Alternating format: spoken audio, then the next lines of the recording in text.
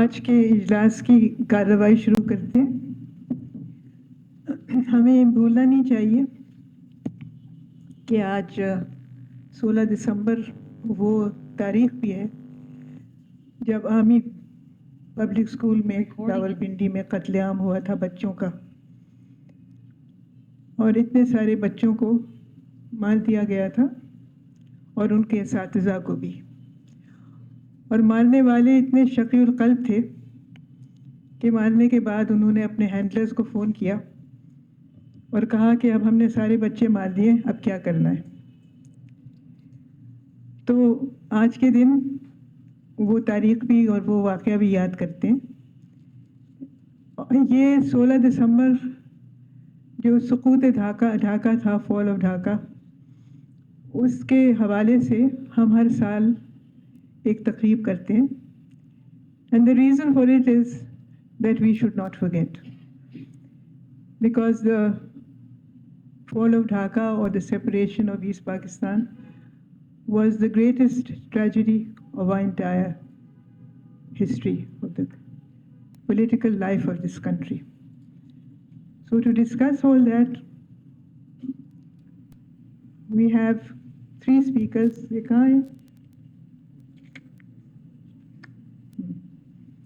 We have four distinguished speakers, and I will mention them, and then as they speak, I will introduce them one by one. Ambassador Rafiuzzaman Siddiqui, Mr. Zafar Shafique, Dr. Syed Humayun, and Advocate Tahera Hasan. I would like to ask Ambassador Rafiuzzaman Siddiqui to speak first, but let me say that he knows more about Bangladesh, I think, than our combined wisdom over here. He was our High Commissioner in Bangladesh for many years. He was also a High Commissioner to Kenya. He was our permanent representative to the United Nations Environment Programme and UN Habitat. And presently he is Advisor, Secretariat, Provincial Ombudsman, Sindh. We will benefit a lot from his knowledge and his wisdom. He was in close contact with many important personalities in Bangladesh, and he made a great mark over there because he was a very popular person. Ambassador Sahab, the floor is yours. बिस्मिल्लाहिर्रहमानिर्रहीम। सबसे पहले तो मैं doctor साहबा का इंतहाई मशकूर हूँ, शुक्रगुजार हूँ कि उन्होंने ये फिर मौका फराहम किया, because this is probably my third time that I am talking on Bangladesh. मैंने रिक्वेस्ट की कि भाई अब मेरे ख्याल से दूसरों को मौका मिलना चाहिए, हम काफ़ी बोल चुके हैं। That will be the same, I mean it will be regurgitating what I have been saying in my earlier talks, but this time the situation is very different, because in the past many years, since Sheikh Hasina was ruling the country for the last 15 years, and there didn't seem any possibility of her going away. And especially during my last assignment to Bangladesh, which was from 2016 to 2018, things were really difficult for a Pakistani diplomat, whether it be a high commissioner or a junior officer.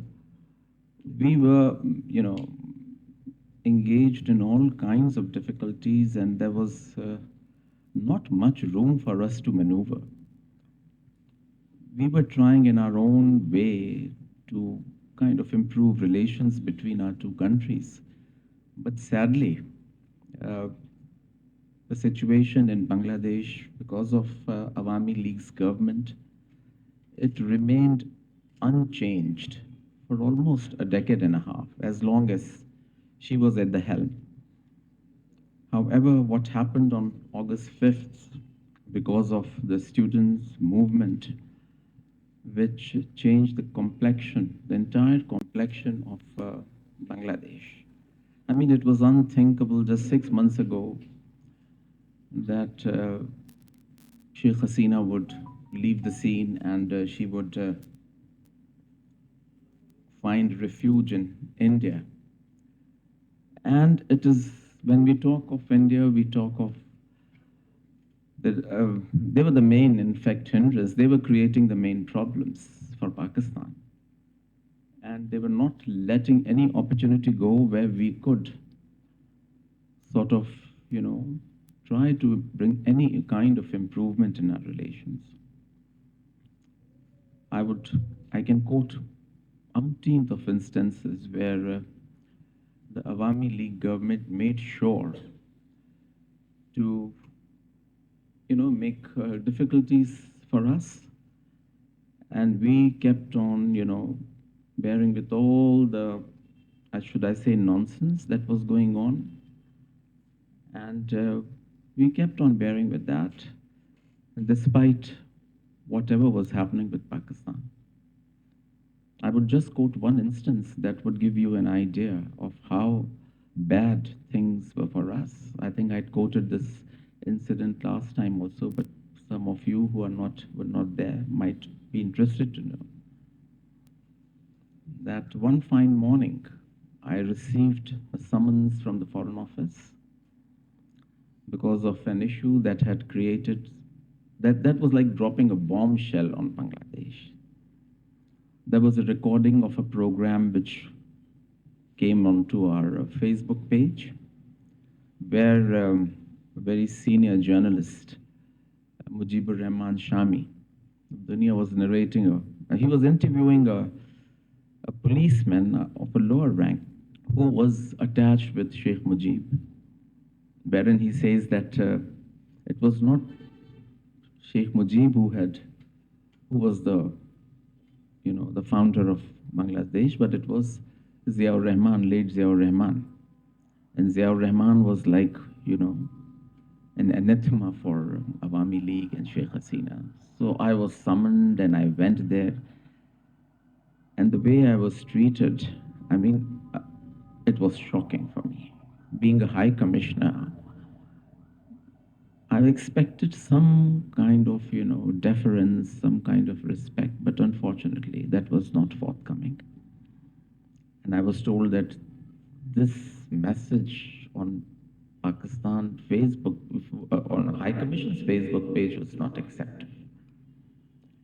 I tried my level best to convince them that, of course, this is not our doing, and I cannot assure you that such thing will not happen again, because in this, social media, one can expect anything. But they were not convinced, and they handed over a very nasty piece of news to me, and with all kinds of allegations against. I mean, the kind of language which probably we will not use, or India would not use against us, no matter we may be accusing each other of anything, but handing over a note of that nature was mind-boggling. And I requested them if they could withdraw the note, because it was, the kind of language was very, very undiplomatic. And so I requested them, the Foreign Secretary, the active, because the Foreign Secretary was not in town. So I requested him if it could be withdrawn, and they said, no, that can't be, because it has been approved at the highest level. And that highest level, I mean, it was, I thought, not even Sheikh Hasina. It was coming from somewhere else. But anyway, to cut a long story short, I raised it, and then I informed my ministry. And when I came out of the Foreign Office, I was hounded by hundreds of journalists who had gathered, who had filled up the space of the Foreign Office. And they started, poking the mics into my mouth, that what do you have to say? So I said, I don't have to say anything. I will. But very next day, the papers carried a news which was totally false, that High Commissioner apologized, and he did not kind of, he said this will not happen in future. I mean, that was all cock and bull story. But anyway, I came out and I informed my foreign office and I told my foreign secretary, who was the first lady, Tehmina, that the matter should be, we should summon the Bangladeshi High Commissioner and raise this. But we kind of, and I think that was very sensible on our part, that we did not make much hullabaloo out of it, and we informed them and we told them that this. But what happened in Dhaka was much more mind-boggling, because in the evening there was a reception, the German reception. When I went there, I ran into the foreign secretary. Additional, basically, he was acting foreign secretary. So he said to me, and he held me, and he was very decent and courteous. But of course, he was doing his job. So he said, Rafi, everyone, we were on first name basis. So he said, Rafi, we have, everyone here is asking about what happened this afternoon. So I said, everyone is asking me also, and I'm telling them. But the most interesting thing that happened very next day was that they had put up the whole thing on their, web page, the Foreign Office page. And our Facebook, which was being watched or seen only by hundreds of Bangladeshis, next morning, it was inundated by thousands. And a large number of the people, it appeared they were young, and they said, we want to know more about our history.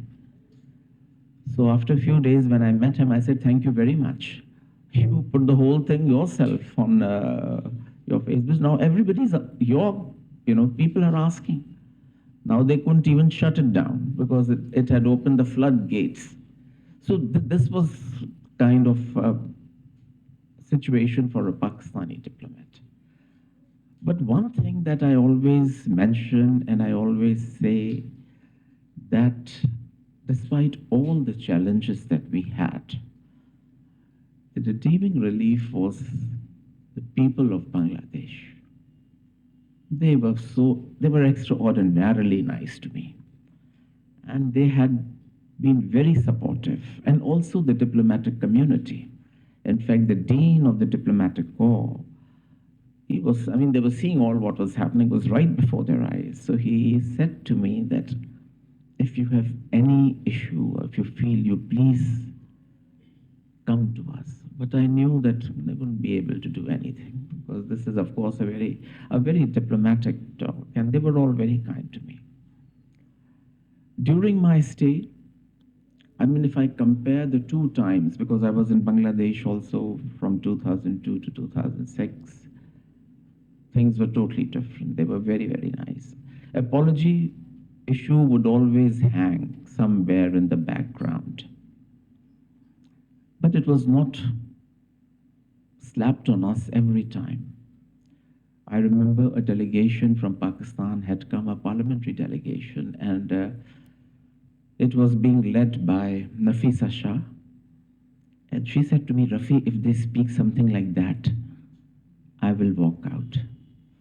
I said, we have been going through all this almost on every occasion, whether it's the president, any president visiting, or the 71, of course, comes up. But we always keep our cool, and we never, the basic purpose of our government, of our Pakistan, was to mend fences with Bangladesh, to take a lot of rubbish that was coming in our way, but still so those were two different times. But coming now, let me talk about the present situation. Since 5th August, Dr. Yunus is running the country, and it's not all that hunky-dory. Things are still difficult. There are challenges, because there are political parties who are clamoring to return to power, and they want elections. But elections, like only today, Dr. Yunus, in his address to the nation on their victory day, said that most probably either the elections will take the end of next year or middle of 2026. This, for many politicians, is a long time, and they feel that while, Dr. Yunus is seeking time, so to reform, make democratic reforms, to bring changes in election commission, they would like to, there is a issue of voters list they need to prepare, which is a very, very cumbersome, and it will take a lot of time. So generally, the political parties are not happy. But of all the, the one who is most unhappy is our dear friend India. They are kind of, going through sleepless nights. After about, what has been exchange of, it is like a megaphone diplomacy taking place between Dhaka and New Delhi. Dhaka, I mean, the words coming from Dr. Yunus, I think, are quite earth-shaking. I mean, who could have imagined any leader of Bangladesh using the word aggression against India? He had invited the political parties a couple of days ago, wherein he suggested that we need to unite. We need to show patience. We need to unite in order to deal with Indian aggression. I could have never, ever imagined. These words were very kind of, used for us. And now it had turned around and they have, they were slapping it on India. In the last 5 months, on 9th December, the Indian Foreign Secretary visited Dhaka, trying to mend fences, trying to say that we should try to be nice to each other, which of course Bangladesh wants to, because Bangladesh, being a small country surrounded by India, which is a giant neighbor, they of course cannot afford to have any kind of acrimony, and such deep acrimony with India. But anyway, this is going on. There was attack on, there was this Hindu leader. I mean, he's basically a monk kind of thing, who's based in Chittagong, had used a very derogatory language, had come up with, he had raised the saffron above the Bangladeshi flag, which was absolutely not acceptable, and their Agartala Assistant High Commissioner was attacked. The Kolkata Deputy High Commissioner was taken to task. So both of them were recalled by Dhaka, and now they are working from Dhaka. And this was taken up with the Indian Foreign Office. Bangladesh, of course, raised a lot of hue and cry about it, and they admitted, they apologized in the sense that no, this should not have happened. Any diplomatic, building or assignment should not be attacked, and they had arrested a couple of people with that regard. And then this issue of, maltreatment of minorities, which is Hindus, which is, I would say, more because of the political issue rather than religious. Because large number of Hindu, I mean, there are about 8% Hindus in Bangladesh, and interestingly, most of them who are working the government are on high places. There are more than 300 to 600 Hindus working. I mean, in India, such a thing is unthinkable for Muslims. They keep talking about minorities, but they completely sleep over what is happening in their own country, what is happening with Muslims. Now, the latest is that BJP and Vishwanath and all these organizations, which are die-hard Hindu organizations, have come up with this idea of dealing with Jama Masjid Delhi and Ajmer की जो मुद्दीन चिश्ती का दरगाह वो भी under attack, उनके आने का plan है. But I was listening to one Hindu anchor who was based in New York, and what he said was really, it should open their eyes. But unfortunately, the BJP government feels that they can just rule the roost. And they said that if at all India dares to do such a thing, it will be a reaction not only from Muslims, but multitude of Hindus as well, because वो लोग भी बहुत उनके मज़ार को बहुत वो मानते हैं और वो समझते हैं कि इस तरह की कोई भी चीज़ अगर हुई तो this will lead to breakup of India in the sense कि एक civilian riot erupt करेगा इंडिया में. But mercifully, yesterday, the Indian courts have said that nothing doing, nobody is going to touch anymore these दरगाहs and these mosques, because वो हर चीज़ के नीचे से एक निकाल लेते हैं कि यहाँ पे टेम्पल था, हिंदू था. So I thank God for that. So ये चीज़ें इंडिया के साथ उनकी बहुत ज़्यादा बढ़ गई हैं और ये दोनों के लिए बेहतर नहीं होगा. We can take a vicarious pleasure in such a development, but it would not be good for the region, also for Bangladesh, I feel.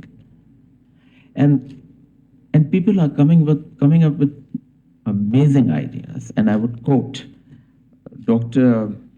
Shahiduzzama, who was the chairman of international relations in Dhaka University. And Dhaka University, till about a year ago, was an Indian bastion.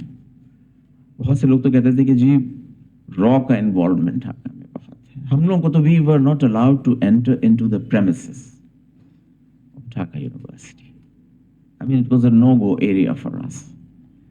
But things have changed dramatically.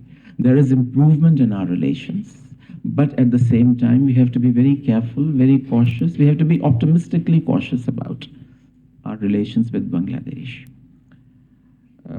Visa खुलने का हम लोगों को बहुत नामुमकिनात में से होता है कि आपको वीज़ा मिले, और अभी भी सिचुएशन कोई ऐसी ड्रामेटिक चेंज नहीं आया है. बट ऑफ कोर्स छोटे छोटे कदम जो होते हैं वही आप थोड़ा सा आगे बढ़ने का आपको मौका फराहम करते हैं. तो हम यही सोचते हैं. So I will just stop here. There was something which I wanted to read out, but I think I'll do it in the questions. Thank you.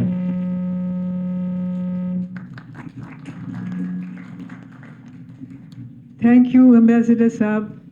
Delighted to hear your views again. Ajmer Sharif का तो बहुत बड़ा आस्थाना है, बहुत बड़ा आस्थाना है, और अकबर बादशाह जो हैं वहाँ 14 दफ़ा गए थे. 14 दफ़ा उन्होंने वहाँ हाज़िरी दी थी, और कुछ मर्तबा तो वो नंगे पैर गए थे फ्रॉम आगरा. तो उनको तो सभी मानते हैं, चाहे हिंदू हो या सिख हो या मुसलमान हो. The next speaker is Mr. Zafar Shafique. He is a member of the council of our institute, has long been a great support to the management of the institute, and he is the chief executive officer. He is a very well-off, very well-known businessman also. He is the chief executive officer of Paradise International Group of companies based in Karachi. Zafar, the floor is yours.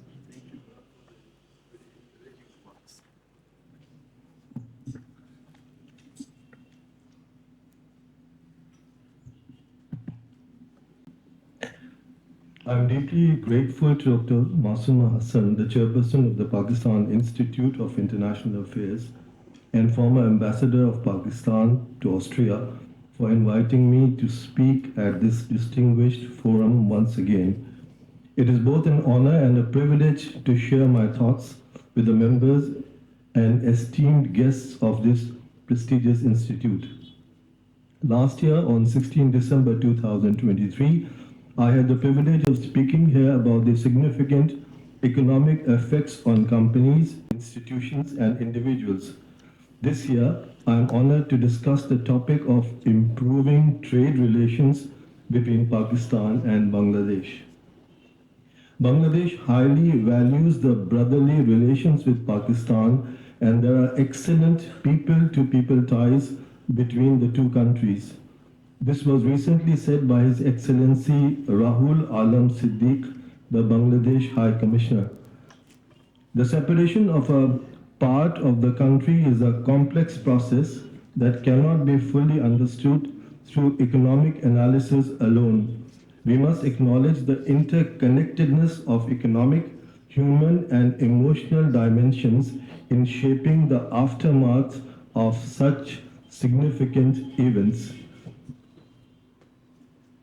Despite the painful separation, the two nations share linguistic, cultural, and historical ties rooted in their time as part of British India and then Pakistan. हम के ठहरे अजनबी इतनी मुदारातों के बाद फिर बनेंगे आशना कितनी मुलाकातों के बाद. This was said by Faiz Ahmad Faiz.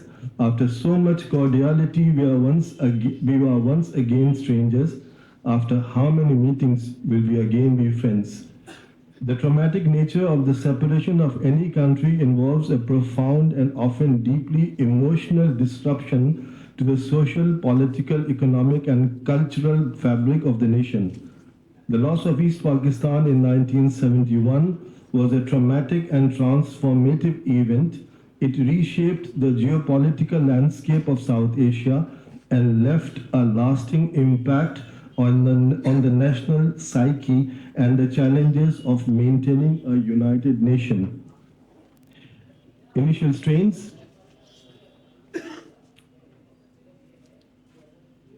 Following Bangladesh independence in 1971, after a violent conflict, relations between the two countries were strained. The memories of the war and unresolved issues such as repatriation of stranded Pakistanis, Biharis, and the division of assets led to mutual distrust. Normalization efforts. Diplomatic ties were established in 1974 when Pakistan formally recognized Bangladesh. Over the years, both nations have sought to move past historical grievances, albeit with occasional political tensions resurfacing. Occasional frictions. Issues such as the trial of war criminals in Bangladesh, often linked to the events of 1971, have at times reignited diplomatic spats, but both sides have generally avoided letting these tensions escalate too far. Political relations between Bangladesh and Pakistan have been strained at times, but recently there have been sincere efforts to improve ties. In recent months, the government of Pakistan and Bangladesh have expressed a notable affinity towards each other, duly recognizing the importance of regional cooperation and economic development. The relationship between Pakistan and Bangladesh holds significant potential for economic collaboration. However, to fully realize this potential, Pakistan must adopt a progressive approach focusing on mutual respect and equitable partnerships. The events of 1971 are a part of history. Nearly 2 generations have passed since then. It is imperative for both to engage with each other as equal partners. Can we have the dynamics of Pakistan-Bangladesh relations? Bangladesh shares a long border with India, spanning approximately 4,096 kilometers.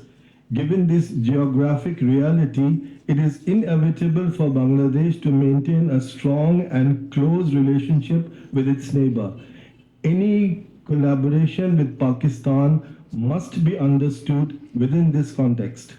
A significant segment of Bangladesh's population remain influenced by Indian culture, economy, and politics. This group often has vested interests in maintaining Bangladesh's close ties with India and may work to undermine efforts to strengthen relations with Pakistan. Some political factions in Bangladesh rely heavily on anti-Pakistan rhetoric for political survival. While their influence may fluctuate over time, their presence cannot be dismissed.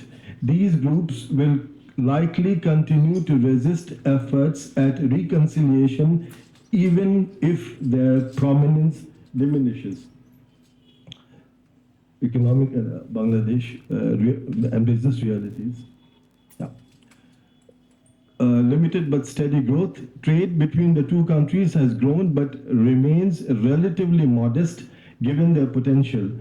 Key barriers include historical mistrust, logistical challenges, and non-tariff barriers.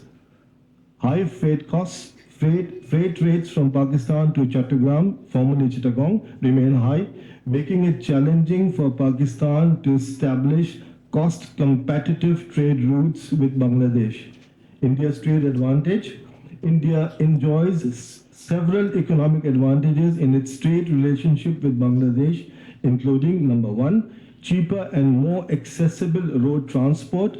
Number two, economies of scale of Indian companies, resulting in lower production costs and subsidized rates on certain goods and services that further enhance affordability. Bangladesh shares a 4,096-kilometer border with India, making it India's longest land border with any country. Given this geographic proximity and established trade routes, there are many products that Bangladesh can procure from India far more efficiently and at competitive prices. Can we have the opportunities for Pakistan? Growing interest in cooperation. In recent years, there has been renewed interest in enhancing economic ties.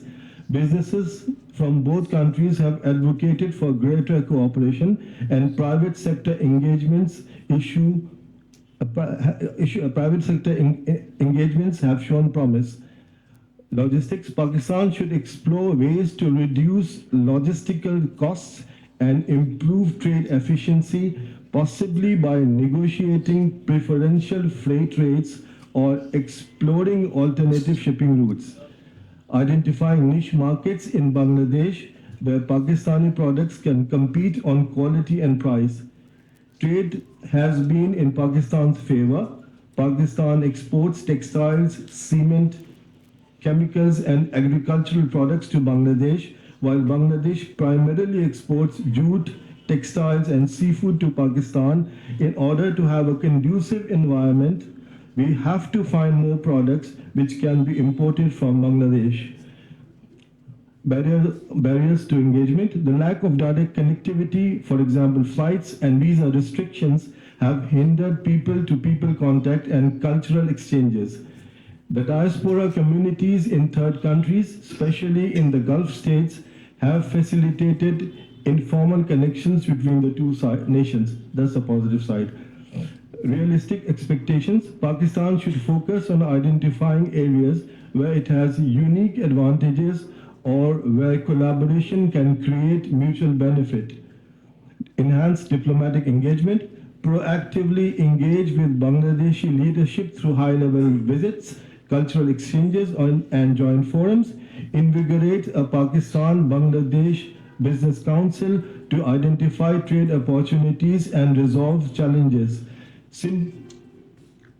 Simplify customs procedures, improve transport links, and streamline visa processes for business persons.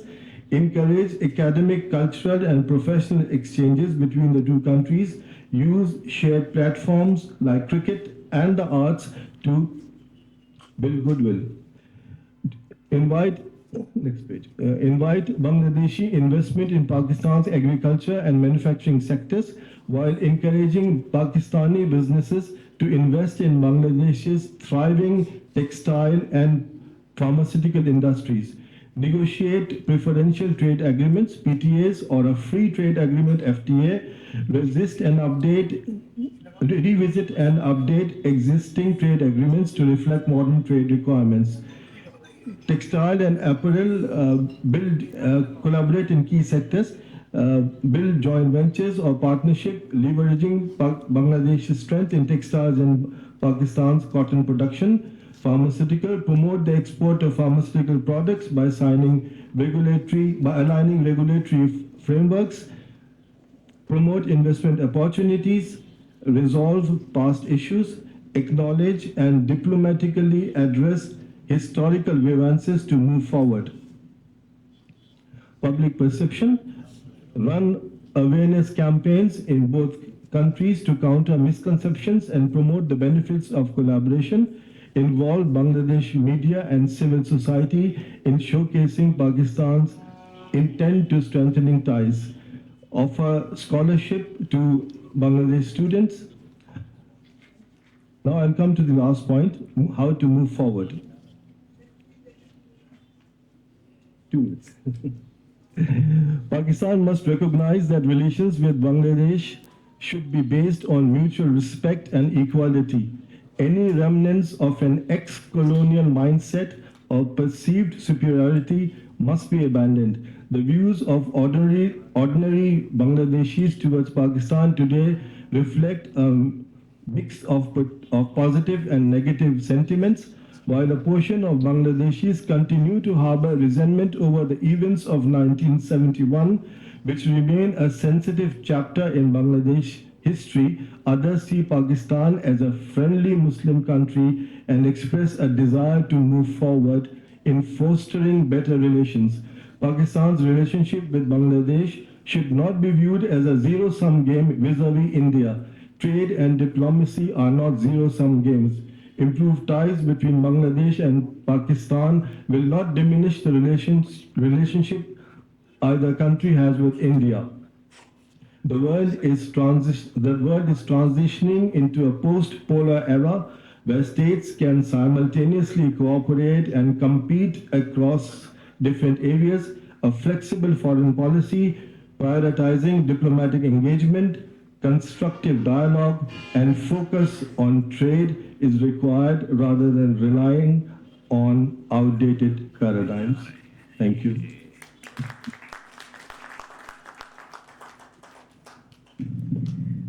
Thank you, Zafar Saab. That is a long list of recommendations, and I wish you were the policymaker. What we can do, however, is to send your speech to the Foreign Office so that they can use it in the for policy making in their Bangladesh section, whoever heads it. I think I can send it to the Foreign Secretary, to Amna Baloch. The third speaker in today's seminar is Dr. Syed Humayun. Dr. Saab is the former chairman of the Department of Public Administration, Faculty of Management Sciences at the University of Karachi. Assalamu alaikum. Because we lost one part of our country, every year we find that there are programs highlighting this tragedy, but this year I have not seen anything like that. Even in Dawn newspaper, usually there is article, but this time there is no such article. And I'm going to say something about the background of this tragedy. And I was given time that I was supposed to speak 6 minutes. But later on, it has been extended to 15 minutes. And let me tell you, I have written a book on 6-point, this is Sheikh Mujib 6-point formula, 6 minutes.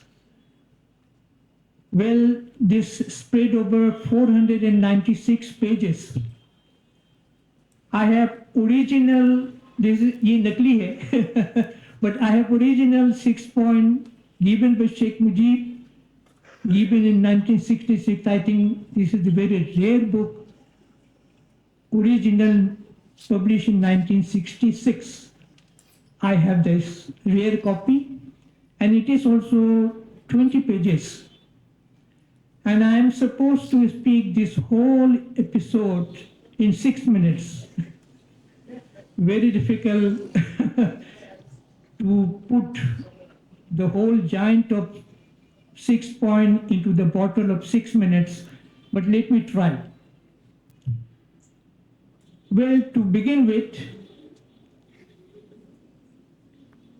when we talk about the crisis of 1971, we usually blame Sheikh Mujib was responsible, Bhutto was responsible, or Yahya Khan was responsible. But it's not that simple. It's a long story behind it.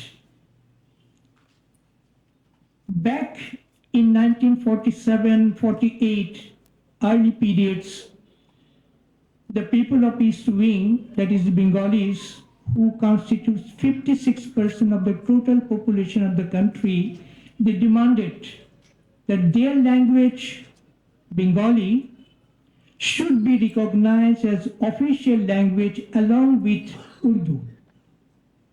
But unfortunately, that was not done, so much so that on 21st February 1952, 4 people were killed by police firing. And that is a very sad story, because now it's very interesting. The day 21st February is celebrated by United Nations as a World Language Day. We also celebrate without knowing what was the background. This is a very interesting thing. So what happened in 1952, this language movement started with the killing of 4 people, and that became a Shaheed Day. They call it Shaheed Day, Martyr Day. That is the beginning of the crisis. That is the beginning of Bengali nationalism. That even made the Bengali conscious about their cultural, economic, political rights. This is the beginning of what is called Bengali nationalism. I still remember, I was very young. It was election period of 1954. There was a slogan, Rokter Hishab Chai, Nurul Aminir Kolla Chai. This is Bengali, meaning Lahu ka hisab chahiye, Nurul Amin ka sar chahiye. That means, and very interesting, at that time, Nurul Amin was the chief minister of Bengal. And in 1954 election, you will be surprised, he was a chief minister and he was defeated by a student leader. Can you think? Fair election jo hai, it looks, sitting chief minister was defeated by a student leader belonging to United Front.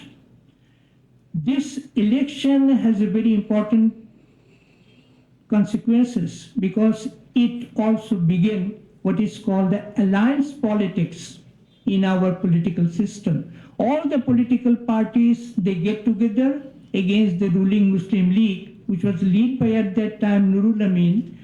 Nurul Amin was defeated, and look at the situation. Muslim League was the most popular party in 1947. 46 election, it won 113 out of 119 seats. And look at the change in 1954 East Bengal election. Out of 309 assembly seats of East Bengal, Muslim League could secure only 9. Do you find the change?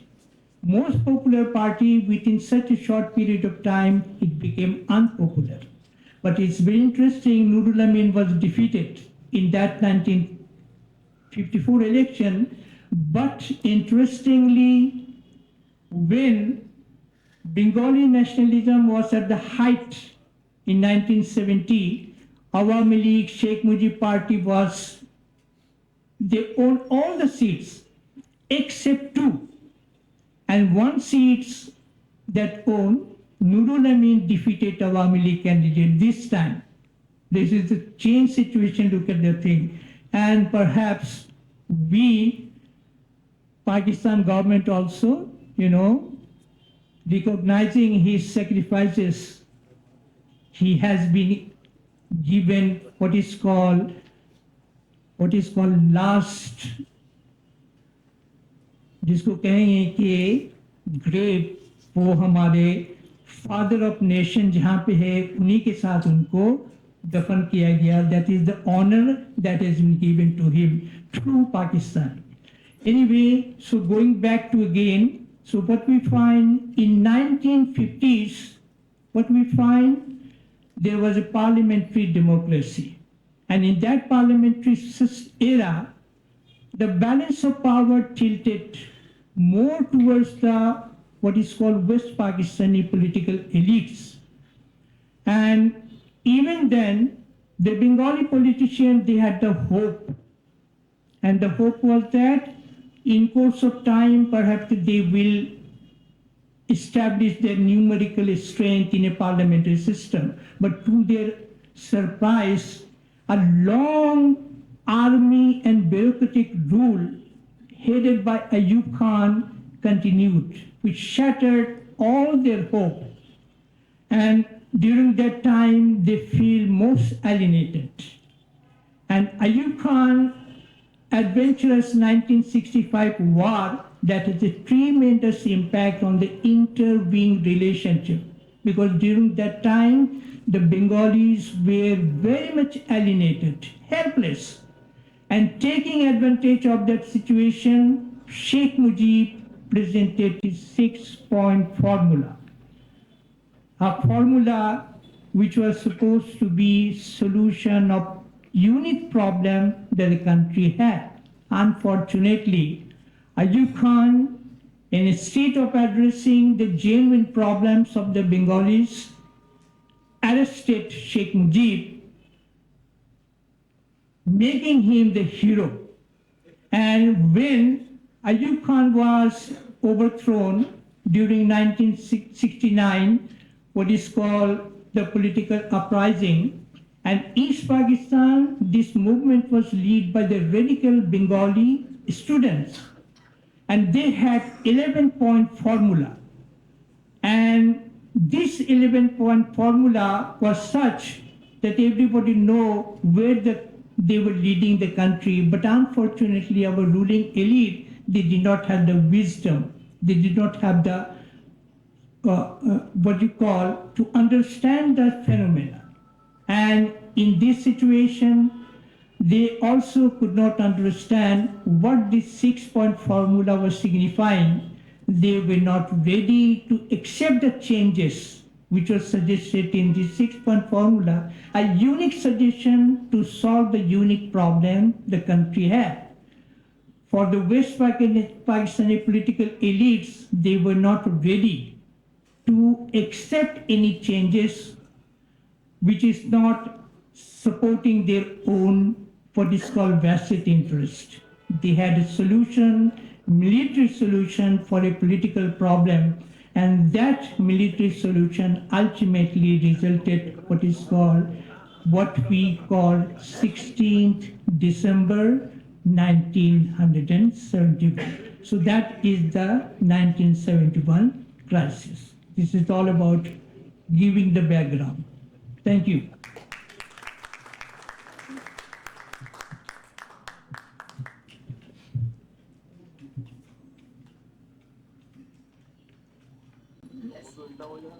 Dr. Humayun, I want to ask you a question. Yes.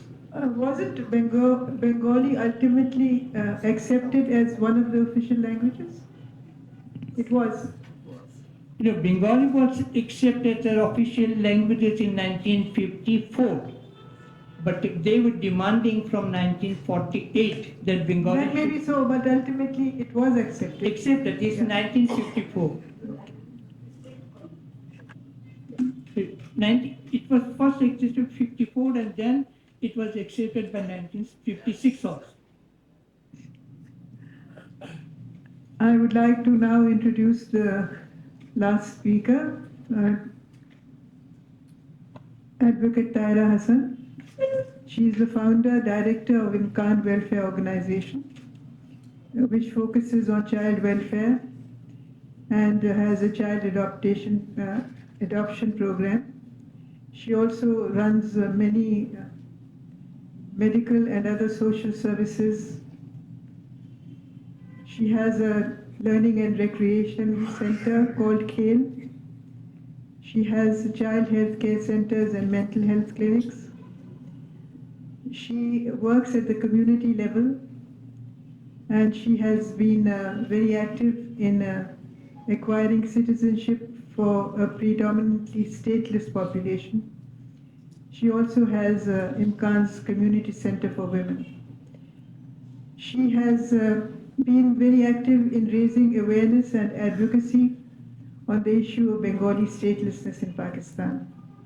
Her work has been universally acknowledged. She was awarded the Ruth Fau Award for Ownership by IAM Karachi. I don't know what IAM stands for. IAM. In the year 2017. And she was also awarded the Commonwealth Point of Light Award in 2022. Tahera Hasan. Thank you so much. It is such an honor and privilege to be speaking at the Institute for a multitude of reasons, personal and professional. जिस मौजू पे मैं आज बात करूंगी वो पाकिस्तानी बंगाली और जो इम्पैक्ट 1971 का हुआ है, जो एग्जिस्टिंग पॉपुलेशन यहाँ है उस पे I'm going to be focusing on that. I'd like to begin by showing a small video which is an insight into the lives of the Pakistani Bengali community. This video is very special because it was created by a photographer जो community से belong करते हैं और self-taught हैं, 3 जमात पढ़े हैं, मगर जो उनका काम है वो बहुत खूबसूरत है और वो अपनी community की जो images हैं उन्हें capture करते हैं और इनका एग्जीबिशन बॉस्टन यूनिवर्सिटी में भी रिसेंटली हुआ है. आप अगर नेक्स्ट स्लाइड पे जाएं तो दैट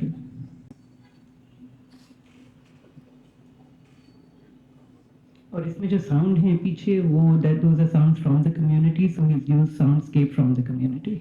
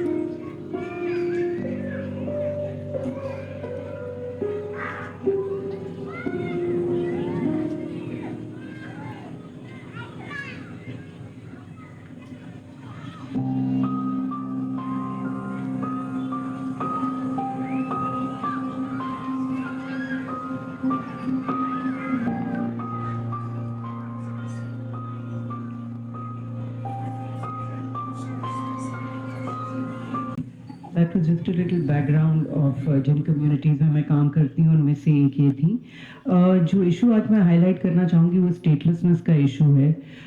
Statelessness को बेवतनी भी कहा जाता है और ये ऐसा issue है जो बहुत neglect किया गया है. So over a period of time, even on the global platforms, जहाँ के refugee rights और issues पे बहुत बात होती है, international platforms पे हमें ये नज़र आता है कि statelessness जो है वो बहुत एक neglected और invisible issue है.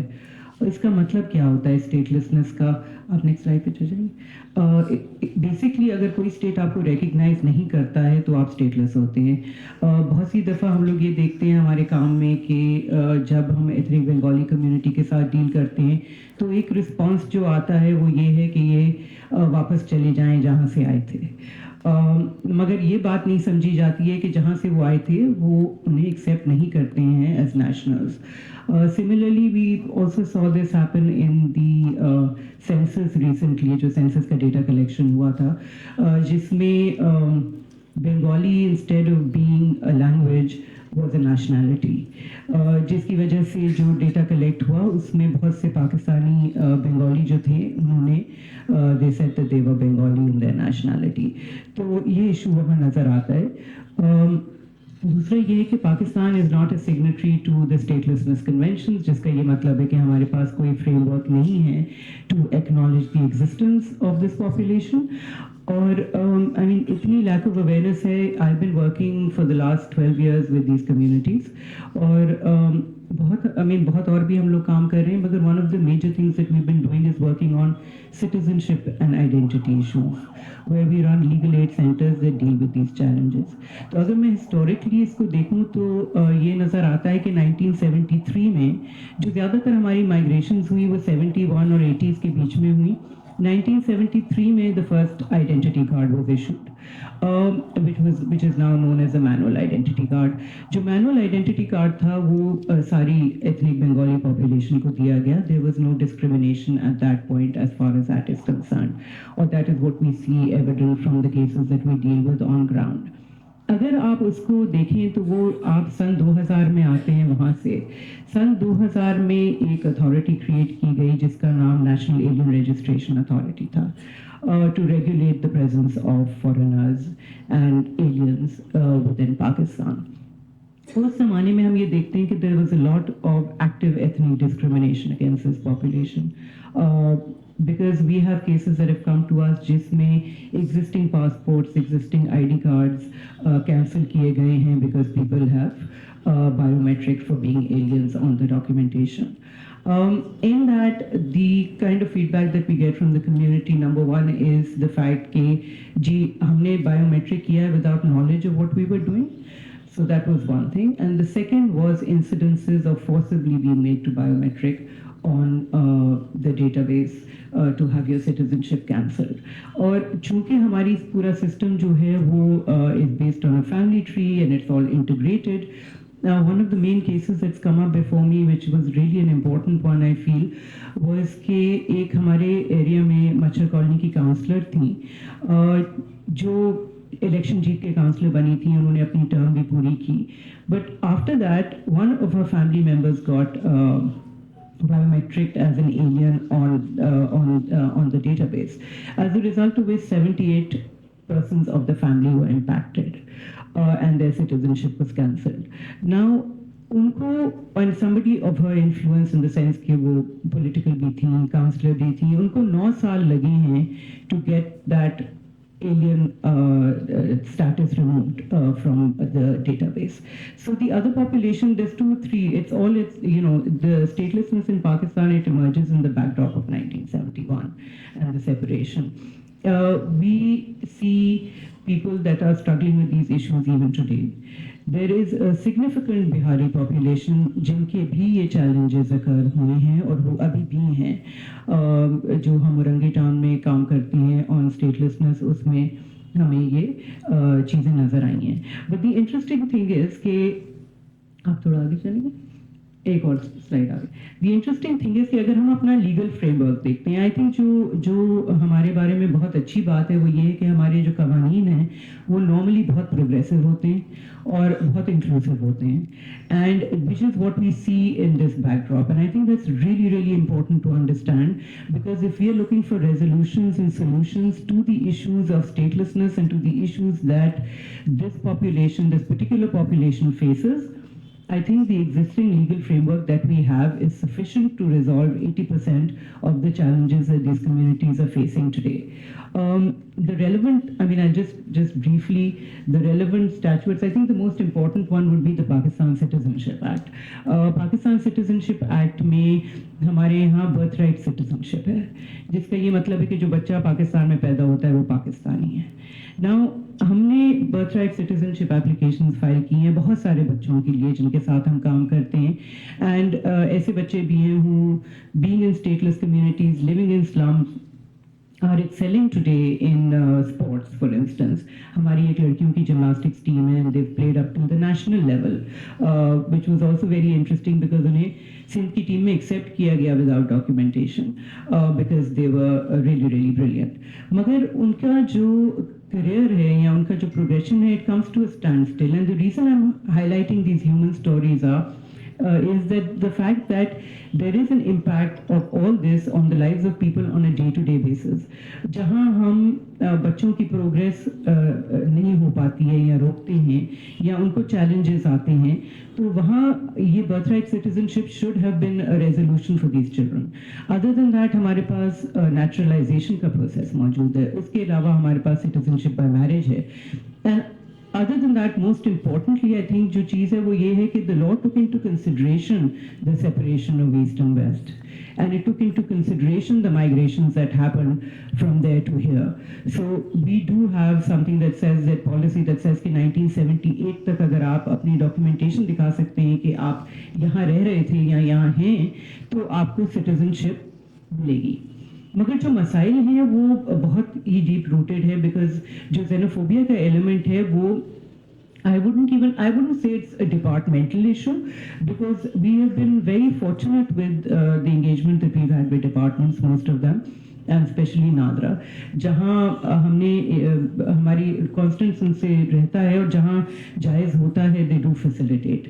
But there is xenophobia that filters down to your frontline worker level. You are discriminated against as an ethnic Bengali on the counters of the departments that you visit, purely on the basis of how you look, for example. तो ये मसाइल जो हैं वो बहुत आती हैं.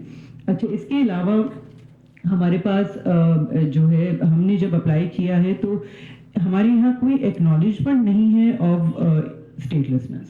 तो अगर हम स्टेटलेसनेस की फिगर्स की बात करते हैं कि जी पाकिस्तान में कितनी स्टेटलेस पॉपुलेशन है, we have absolutely no figures whatsoever. We do have an Asian Development Bank study from about 8-9 years ago, which says that we have a 2 million ethnic Bengali population, which is of course not counting the Bihari or the Rohingyas that came in this period of time, because बहुत सी migration जो है Rohingya population की भी हुई है बांग्लादेश से यहाँ in this duration of time. तो उनको consideration में नहीं लिया जा रहा है in terms of numbers. अगर हम फंडामेंटल राइट्स की बात करते हैं तो जहाँ जो स्टेटलेसनेस का इशू है, it is, I mean, it's purely, of course it's a political issue, there is no two ways about that, but other than that it's a humanitarian issue, because आपकी हर राइट जो आपका है आज पाकिस्तान में is linked to your identity, it's linked to your having documentation, and one of the major ones that we talk about, I think, जिसमें बहुत जो मुझे लगता था कि ये बहुत सॉफ्ट टॉपिक है और इस पे जो है हमें रेजोल्यूशंस मिल जाएंगे, is the right to education. I think that the fact that we have not even through advocacy been able to resolve that issue is a huge one, because अगर आप कॉन्स्टिट्यूशन को देखें तो आर्टिकल 25A में constitution बात करता है about the right to education for every child that's in Pakistan. It does not say every citizen child in Pakistan.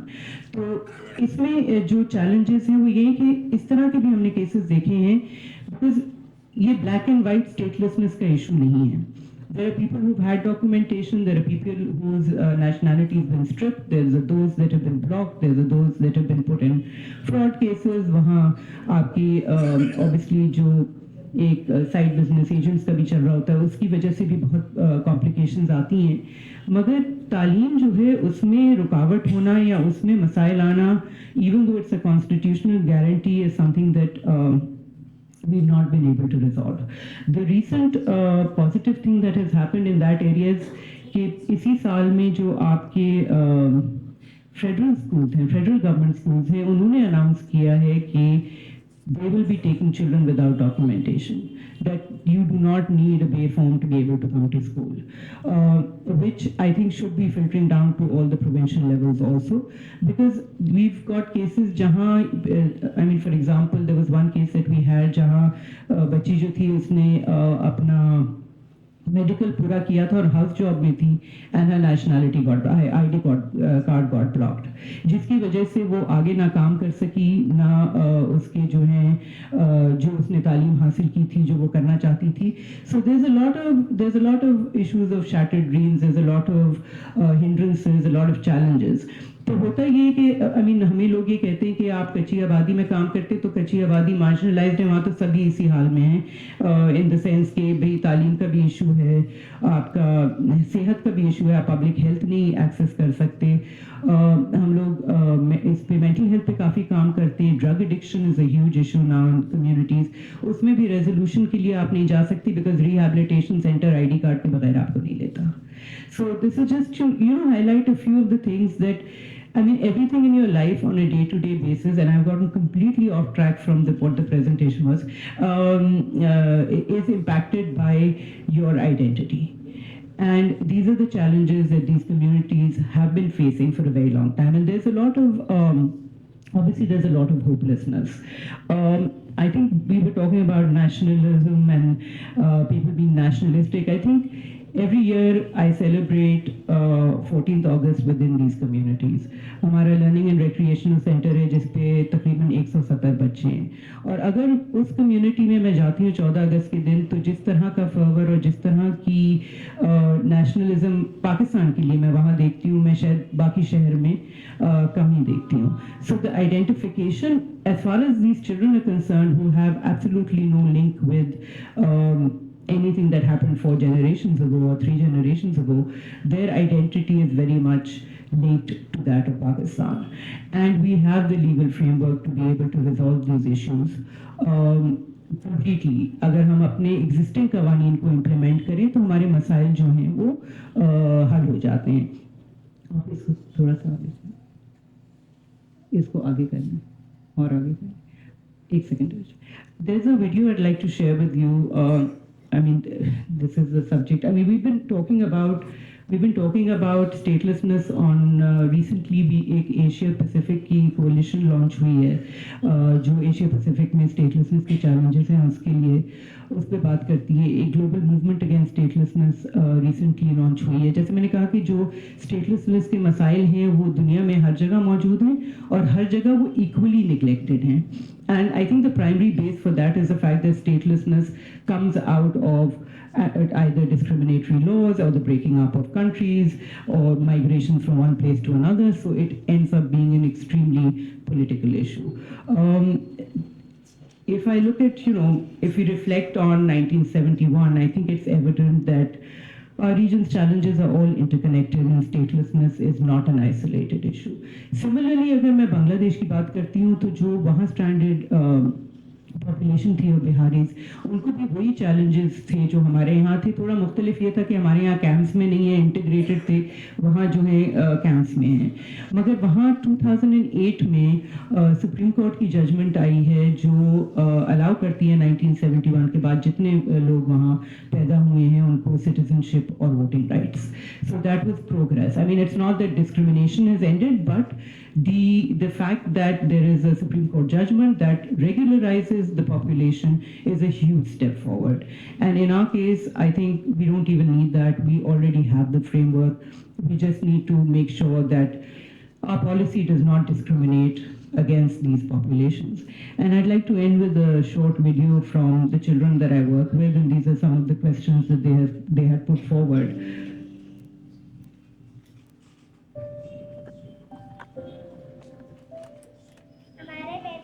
के लिए क्या किया जा सकता है?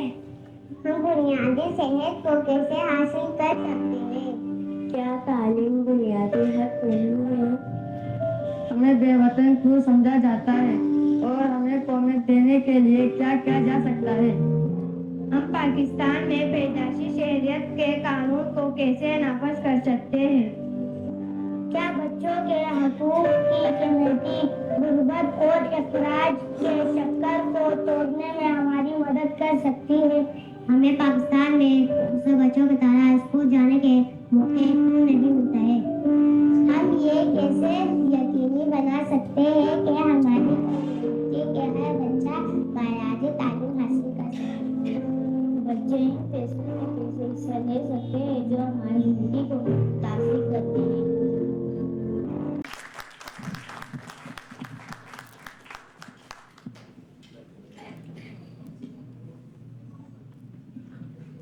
Thank you, Tahera. We have never dealt with the concept of statelessness at this forum before. And you introduced a lot of color also in your presentation, as well as the voices of these little children. I will now open the floor to question and answers. Assalamualaikum. My name is Shafkat. मेरा सवाल ये है कि हम बांग्लादेश को क्या offer कर सकते हैं, क्योंकि इंडिया उनको बहुत सारी चीज़ों में ऑफर करता है और हमारे ऐसे हालात भी नहीं, हम खुद बड़े चैलेंज से फेस कर रहे हैं. और दूसरा सवाल कि रीजनल जो ऑर्गेनाइजेशन है सार्क, उसको निगलेक्ट किया गया है. उसको जो है इंडिया के इन्फ्लुएंस की वजह से ना जो पाकिस्तान में जो इवेंट होना था वो इंडिया के इन्फ्लुएंस की वजह से ना वो नहीं होना पा रहा था। तो आजकल के इंडिया के जो नाइबर कंट्रीज़ के साथ जो तल्लुकात है बड़े टेंशन में है, लाइक पाकिस्तान के साथ, बांग्लादेश के साथ, नेपाल के साथ, श्रीलंका के साथ। तो पाकिस्तान कैसे रोल प्ले कर सकता है कि उन जो इंडिया के टेंशन है उन कंट्रीज़ के साथ उनको डिप्लोमेसी के थ्रू हम उनको एग्री करेंगे वो पाकिस्तान में जो है ना वो आए और पाकिस्तान में साल की कॉन्फ्रेंस हो। Thank you. Thank you. देखिए, आपका पहला दूसरे सवाल का जवाब को पहले SAARC, to be very honest, SAARC मुझे तो कहीं जाती नज़र नहीं आ रही है। इट्स बीन ऑलमोस्ट तकरीबन 8-9 साल होने वाले हैं जो समिट होने वाली थी 2016 में, और वो आज तक नहीं हुई। उसकी एक बड़ी वजह ये भी होती है कि सार्क ऑर्गेनाइजेशन जो है, it can take place when all the members have agreed. एक मेंबर भी अगर नहीं करेगा तो वो उड़ जाता है। तो उसके तो आसार सच्ची बात है, इंडिया के साथ ऐसे होते कोई नज़र नहीं आता। हम बातें तो करते हैं, बहुत करते हैं, but to be very honest I don't see it happening at least in the near future.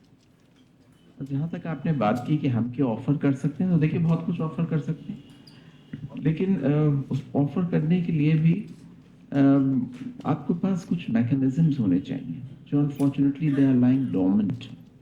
जैसे आपने बताया कि joint business council non existent है, जो जेईसी होना थी वो नहीं हो पाती है। तो ये सारी चीज़ें जब ये मैकेनिज्म्स ही मौजूद नहीं हैं तो ये कहाँ से होंगे। लेकिन अभी एक चीज़ जो कि खुशाइंद है जो नज़र आ रही है वो ये है कि अगले महीने ढाका में इंटरनेशनल फेयर होने वाला है, और उसमें काफ़ी लोग I am given to understand will be participating in it. और होपफुली वीज़ा जो कि बहुत मेजर इशू है between our two countries, and unfortunately it's still not been resolve the way it should have been. अभी तक difficulties हैं, challenges हैं। हमने सुना था बीच में कि यानी अभी ज़्यादा मिल जाएगी और लोग आसानी से आना जाना शुरू करेंगे, और जिसकी वजह से एयरलाइन भी नहीं चल पाती है। जब आपके लोगों का ट्रैफिक ही नहीं है तो किसको पैसेंजर्स जहाज़ लेके जाएंगे अगर लोग ही नहीं जा रहे हैं, वीज़ा ही नहीं मिल रहा है। These are issues which are serious and they need to be tackled by both the governments now. I would say, and Pakistan has been, I'm not saying because I'm a Pakistani, but I'm saying it because हम लोग we have been very generous with our visa policy. ये restrictions जो हमें face करना पड़ती हैं वो सिर्फ आप बांग्लादेश और इंडिया ही से face करते हैं। We have always been very very generous with regard to our visa. This has been our policy. हम तो कितना ओपन कर रहे हैं कि जी अब एयरपोर्ट पे बहुत सी कंट्रीज को हैं कि आपको वहाँ मिल जाएगी। तो ये है situation. Thank you very much. I just want to first say thank you very much to Dr. Monsoon Hasan. I want to say thank you to Dr. Monsoon Hasan for holding this event every year, because it gives me the opportunity to learn more about the sad history of this country in terms of now Bangladesh. In fact, today, this morning, I met 3 businessmen from Bangladesh who are visiting Pakistan as buyers for an international company. And I had to say to them that, although it makes me very sad to say this, but happy Independence Day, because that's the truth for them. My question to the ambassador at the moment is, all that I seem to be hearing at the moment is Pakistan reacting to things which are happening in Bangladesh. And it seems actually Bangladesh and India would seem to be controlling the narrative. So is there any government policy that Pakistan has on how to behave with Bangladesh? I mean, for example, you spoke about the diaspora in the Gulf countries, which I was interested. So I live in the UK, and I'm very much aware of the Bangladeshi diaspora in London, for example, in Whitechapel, where I've seen Sheikh Mujib Rahman's bust in somebody's front garden. They're so active over there. So tapping into that and creating people-to-people relations, so that when what is happening today now, where a softening is seen, that we could have put this in action, the policy in creating, rather than reacting to news, but being proactive. So I would like to know if there's anything on board for the government. Thank you. Thank you very much. And I would like to say that it is not really all proactive. I mean, Pakistan has been trying its level best to come across Bangladeshis and would like to drive point to them that since Bangladesh's creation, it has been our endeavor that the two countries need to engage with each other. And unfortunately, there are certain issues which kind of tie you down. For instance, there is one issue which always hangs, and we keep on repeating about it ad nauseum, and it is an apology issue, which kind of puts everything um, behind the doors, and you are unable to kind of resolve these issues. And fact of the matter is that there is a realization in Pakistan that we need to improve and engage with Bangladesh. But unfortunately, the last 15 years were like waste of time. There was no point that we could do anything about it. But of late, since 5th August, things are changing. And I'm hopeful and I think and I'm confident, inshallah, that we will turn the page.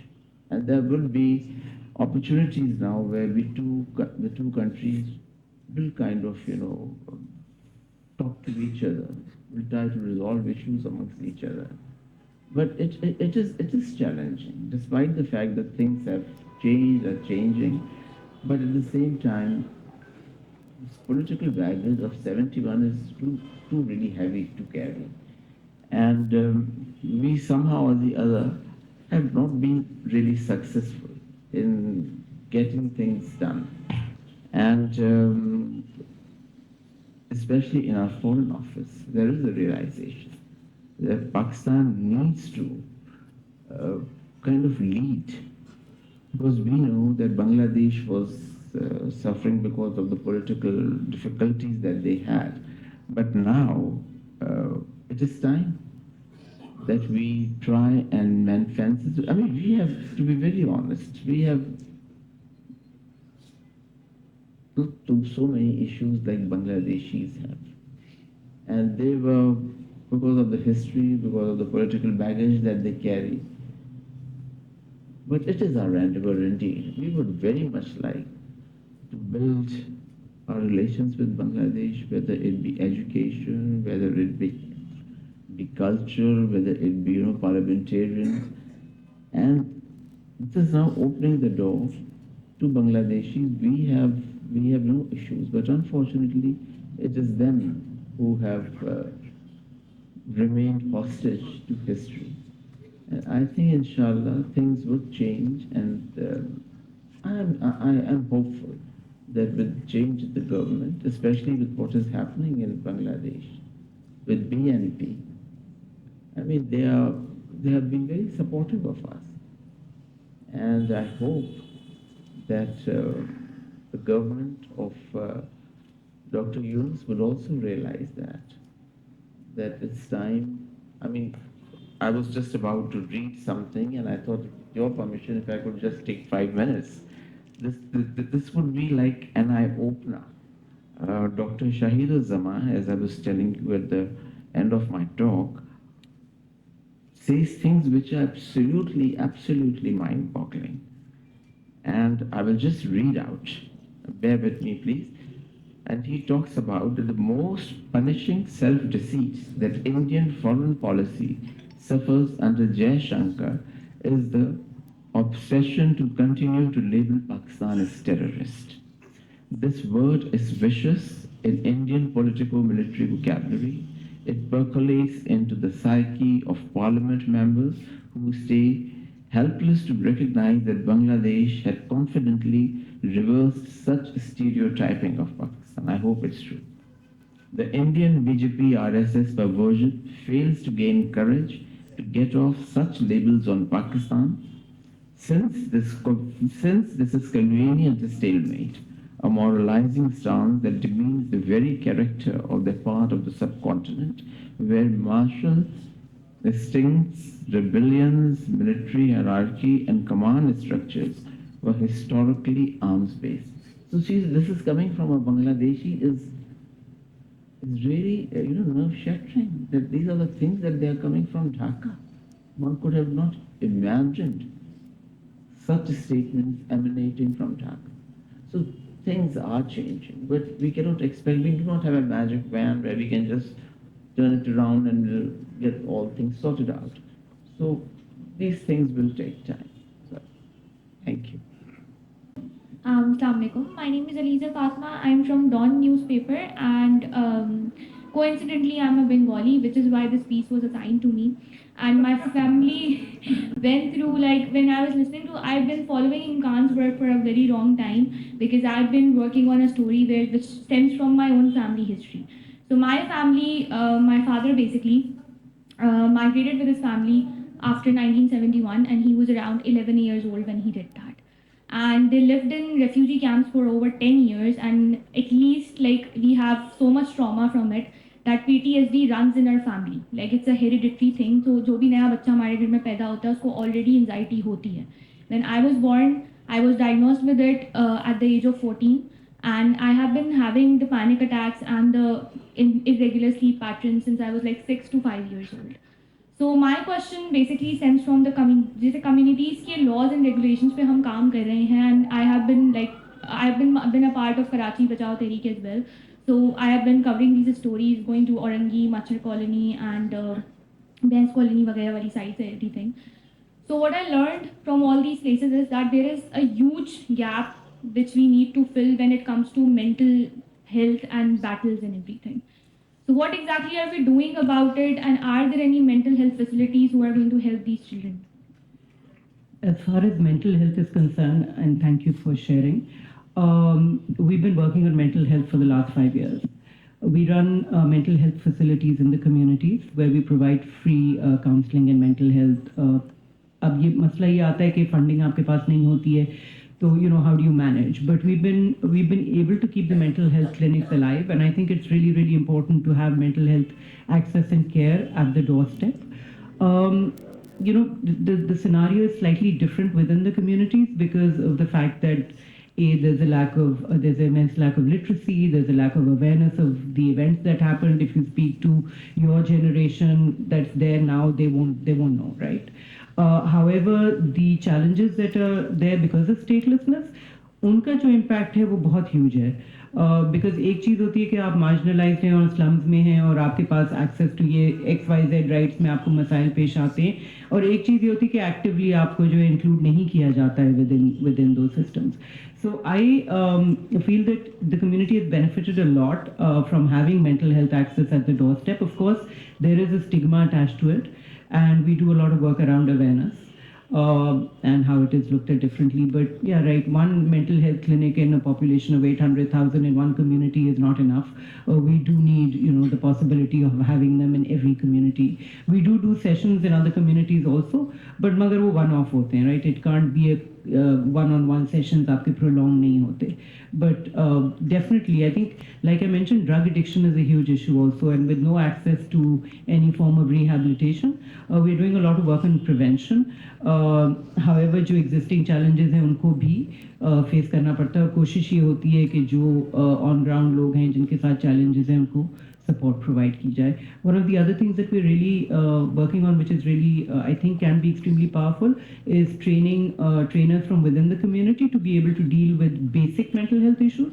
They might not become counselors, but they can be support systems for each other. अस्सलामुअलैकुम, मेरा नाम यासिर है, मैं federal government अफसर हूँ. मेरा सवाल कह रहे हैं या सजेशन कह रहे हैं कि जैसे फॉर एग्जांपल बहुत सारे महसूलिन पाकिस्तान बांग्लादेश में हैं, अगर हमारे पाकिस्तान के अंदर बलूचिस्तान एक बहुत बड़ा लैंड, बेयर लैंड खाली पड़ा हुआ है, अगर हमारी दोनों गवर्नमेंट कोई ऐसा फ्रेमवर्क डिज़ाइन कर लें कि जो वैकेंट स्पेस या प्लेस है उनको वहाँ पे सेटल कर दें, एज दे आर वेरी, मेरा एक सजेशन है, मतलब क्योंकि ये पट्टी जो हमारी पट्टी है, ये जो बांग्लादेश से टूवर्ड्स तमिलनाडु नीचे की तरफ, मुझे फील होता है कि ये they are the intelligent people, तो दे कैन डू समथिंग, और वहाँ बेयर लैंड है और वो बहुत सारी चीज़ें वहाँ कर सकते हैं productive. Thank you.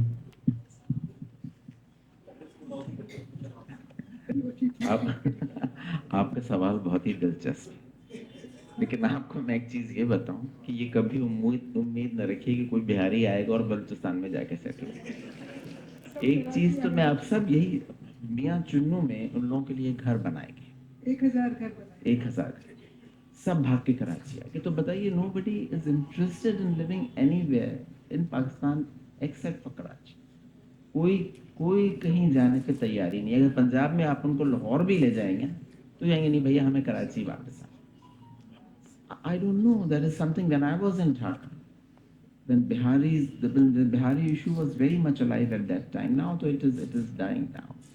Nobody wanted to. अगर आप किसी से कहें कि आपका बंदोबस्त किया गया है मियाँ चुन्नू में, तो कहेंगे भैया हम बंगला ढाका ही में अच्छे। They are not interested in going anywhere save Karachi. तो ये बलूचिस्तान तो अब मेरे ख्याल से अपने साथ ही रख के ले जाए। भाई इसके दो पहलू हैं, एक ये कि बलोची क्यों उनको ले लेंगे, एक तो बात ये है they don't want to change their demography, और दूसरे ये कि ये नवाज शरीफ की हुकूमत थी जब उन्होंने 1000 घर मियाँ चुन्नू में बनाए थे, लेकिन जैसे एम्बेसडर साहब ने कहा कोई वहाँ नहीं रहना चाहता था। अब उन घरों का क्या हुआ हमें नहीं पता, वहाँ कौन रहता है, लेकिन बंगाली तो नहीं रहते।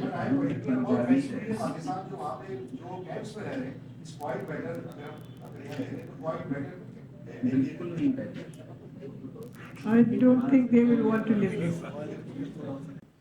Thank you so much, everyone. And I have a question for Tahera, and also I would like to congratulate you for doing such an amazing work. And it's always inspiring whenever I heard from Imkaan Organization. Thank you. My question to you is that what motivates you to start working? First of all, I'm really interested in knowing the story. If you can shed some light, and you also mentioned in your presentation that we have a legal framework to incorporate those stateless people. So can you mention and highlight some of the provisions? Thank you. I did highlight the provisions. Citizenship Act में birthright citizenship है, naturalization है, citizenship through marriage है, तो मुख्तलिफ avenues हैं that are available for that. How I landed up doing this work was pure accident. There was absolutely no plan of doing it. Imkaan was set up to be dealing with child adoption. That was our primary focus, working with systems, ensuring that Pakistan had a robust child adoption system which followed international protocol. That was the only reason we were set up. To cut a very long story short, we landed up in Machar Colony to do research on child abandonment, and because our presumption was like all privileged people that बहुत poverty है तो सब बच्चे अपने abandon कर रहे होंगे, which was not true. Every household has 8 to 10 children and nobody is abandoning anybody. However, in the 2 years that we were doing research, a lot of things, you start looking at things, and our concern, I mean, my basic connection and the kind of work I want to do is very related to children. And if you go to these communities, there are so many children everywhere. So we started by basically a mother and child healthcare program, and then we moved on to working with youth, having a learning and recreational center, and multiple other interventions. But the focus even today is more youth-centric than anything else. I must say about Tahera that she has this great passion and love for children. She has adopted 4 children.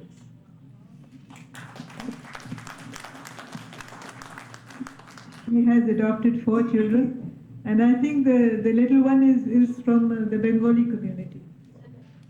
The little one is from the Bengali community. Dr. Tanveer.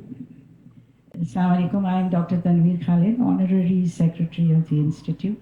I have a question for Mr. Salim Zafar, because he has been in politics and even in in diplomacy, so he knows a lot, and we are more concerned not only with facts, but their interpretation and implementation. There is a new trend. I know that things can be predicted in international and national politics, but those predictions are not necessarily true, and not necessary that they will come or occur in exactly the same way as the prediction goes. And we can draw surmises. There is a new trend in politics that induction of a new cabinet, of a president or prime minister after elections throws light on what the future foreign policy approaches of that government would be. So considering the cabinet of Dr. Yunus, who has inductees and some of them are new in young students and others as well. What can you predict in a foreign policy of Bangladesh specific to Pakistan? तो anyway, नहीं, आपका सवाल बहुत ही pertinent है. And I think Dr. Yunus has all the brains. But unfortunately, जो अब हालात हैं बांग्लादेश के, उसमें नज़र ही आता है कि कम से कम एटलीस्ट साल 1.5 साल तक तो डॉक्टर साहब कहीं नहीं जा रहे हैं, अल्लाह मियां उन्हें ज़िंदगी दे. और डॉक्टर साहब, डॉक्टर यूनुस को भी ये रियलाइजेशन है, because he has seen the world, he has been indirectly into politics at one point in time when he was being considered, while Sheikh Hasina was there कि शायद उनको ये politics में आना चाहिए, but he learned his lessons and he kind of, you know, moved away until that he was brought in this time. Bangladesh के लिए जो एक बहुत बड़ी हकीकत है, which it cannot really ignore, is India itself. हम बार बार ये कहते हैं कि वो एक कोकून में है, इंडियन कोकून में. उनके लिए वो जैसे एक वो लतीफ़ा हुआ करता था कि वो चूहा गिर गया शराब के ट्रंक में और फिर निकल के पूछा वेयर इज कैट. तो India is a gigantic neighbour और it really breathes down their neck, and that is the reason the Indians have kind of, you know, उनसे उन्होंने अपना रास्ता अलग कर लिया था, इन द सेंस दैट वो उनकी बंगाली साइकी ही नहीं है कि वो किसी को डोमिनेशन बर्दाश्त करें. यही चीज़ हमारे साथ हुई थी गलत, जो कि हमने की थी और जिसकी सज़ा हमें मिली, जो कि हमारी अपनी, मैं समझता हूँ कि हिमाकतें थी जिनकी वजह से हमने बहुत कुछ भुगता. तो मेरा ये ख्याल है that Bangladeshis would realise that they can not afford to have, जैसे मैंने पहले कहा कि very, you know, enmity with India. Likewise, but that does not mean that India can rule over their, you know, policies. Now, Bangladeshis are very, as I said, बहुत ही nationalistic लोग हैं और वो इस तरह का domination, चाहे उनके ऊपर इंडिया 10 इंडिया क्यों ना सवार हो जाए, they will not take it, they will not tolerate it. What we are seeing right now, it's a reflection of that. What was India doing for the last 15 years? Sheikh Hasina became very unpopular just because of her policies, which were extremely, extremely pro-Indian. She was totally under their subservience. She could not stand up to them because at one point in time, Indian Foreign Minister Jaishankar had said, he was quoted as saying कि बहुत अच्छा होता कि हम उस वक्त India को, बांग्लादेश को एनेक्सी कर लेते बजाय इनको आज़ाद करने के. And doctor Shahiduzzaman has really come out very very, you know, openly about it. So likewise, it's important for Bangladesh to have good bilateral relations with all its neighbors, including Pakistan, because we are a SARC family. Unfortunately, SARC is lying redundant, it is dormant, it's not going anywhere, as I said earlier also. India is situation with all its neighbor, आपको पता है कि किसी से भी ताल्लुकात अच्छे नहीं है. It's not only Pakistan, it's every neighboring country of India is having problem with India. But for Bangladesh, it is, in my view, it is sine qua non that it improves its bilateral ties with Pakistan. मुझे ये लगता है अभी थोड़ा hesitant है. The new government, for the time being, is, I won't say reluctant, but it is a bit hesitant to take steps which will need kind of, you know, reformation of the foreign policy of Bangladesh. There is more of a wait and see policy. It is the new government that will come into being after a year or 2 years or whatever it may be. That will be the time when they have to decide how they have to go about it. And if at all BNP, which is most likely, comes into power, then I'm more than 100% sure that the things towards Pakistan would change. And there is also, you know, like Tariq Rahman is the son, who is the acting president of BNP. who was very, very unpopular when I was there. But I'm given to understand that things are changing in Dhaka. I was talking to one former MP who was very, very anti-Tariq Rahman. And I couldn't believe my ears when he said that Tariq is a changed person and he is gaining popularity in Bangladesh because things that he is saying are quite, revealing in the sense that he says that it is important that whosoever the Prime Minister is, he should, everybody should be free to criticize him or her. So things are changing and people also realize their mistakes because the social media, by the way, has changed the, how should I say, they have changed the complexion of the country, or not only of Bangladesh, but of every country, even what is happening in our country. The governments are scared of social media. They feel कि शायद ये पता नहीं क्या करेंगे. I can go on, but I think I should just leave it. The governments are scared of social media and they also try to regulate social media through various ordinances and rules and regulations. Hello, my name is Safa. I'm a researcher at this institute. My question is from Ms. Tahera Hasan. Thank you for your truly eye-opening presentation. It was brilliant and your work is inspiring. My question is that I like how you highlighted the importance of ensuring stateless individuals' rights to healthcare and education. And you mentioned that we do have the legal framework for it, but what are the key barriers that prevent that from actually happening? Why don't these people have citizenship? I mean, it's a very complex landscape. It doesn't have a straightforward answer that you're stateless or you're not. A lot of, like I said, in 1973, documentation was issued to a lot of people. Subsequently, you do see, like I said, you do see xenophobia at the level of frontline workers. You see it in the departments. You see people being discriminated due to their ethnicity. Other than that, you also see challenges because when you have a population that is predominantly uneducated, then you see errors in documentation that has been gotten, right? Everybody has a birth certificate. Of course, that's not something that entitles you to citizenship. And for us, it's parental documentation that links up your identity, right? So when you go to Nadra to get your ID cards made, you need your parents' documents, you need your grandparents' documents. So therein lies the challenge where a lot of people did not realize the importance of documentation or don't have documentation from the previous generations where we will face. So it's a multifaceted issue. But I think at the crux of it is the deep-rooted sense of hatred that we have towards the population and the lack of acceptance that we have. And that filters through in most things. However, having said that, like I said, we've been very successful. There have been some resolutions.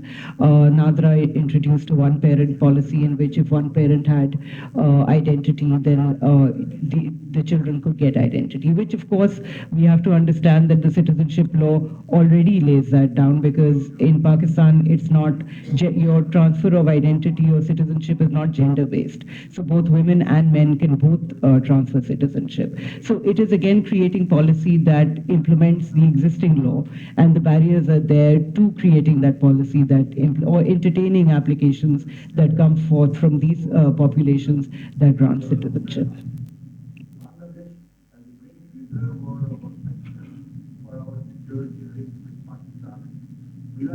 Well, if there are no more questions, I will close this session. I won't even try to wrap it up in terms of content and the presentations made by the speakers, Ambassador Saab, Rafiuzzaman, Siddiqui Saab, Zafar Shafique Saab, Dr. Syed Humayun. I hope you let me share that original document. Will you give me a photocopy? 6-point formula. It's the original. And Advocate Tahera Hasan. And I want to close by saying that I think that General Musharraf, when he went to Dhaka, he did attempt some kind of apology.